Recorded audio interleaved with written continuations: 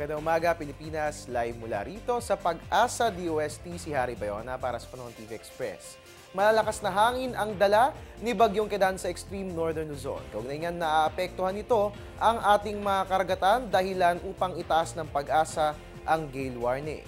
Ang northern at eastern seaboards ng Hilagang Luzon ay makararanas po ng maulap at maulang panahon. At aabot nga po yung taas ng alon sa 3.4 to 4.5 meters. Diyan nga po yun sa mga baybayin ng Batanes, Calayan, Babuyan, Cagayan, northern coast ng Ilocos Norte at ganun din po yan sa Isabela. Ang lahat po ng mga kababayan nating mangingisda sa mga nabanggit na baybayin ay inaabisuhan na huwag munang pumalaot dahil magiging rough to very rough po ang lagay ng ating mga karagatan. At yan nga po ang gale warning ng Pag-asa.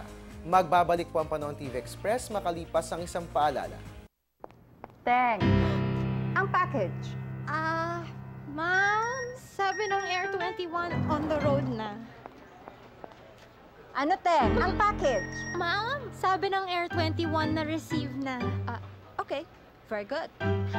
Basta padala, sagot ka ng Air 21. May real-time delivery updates via text para worry-free ka. Teng, ang package, napadala mo na? Yes, ma'am, sa Air 21. Sa Air 21, sagot ko, padala mo!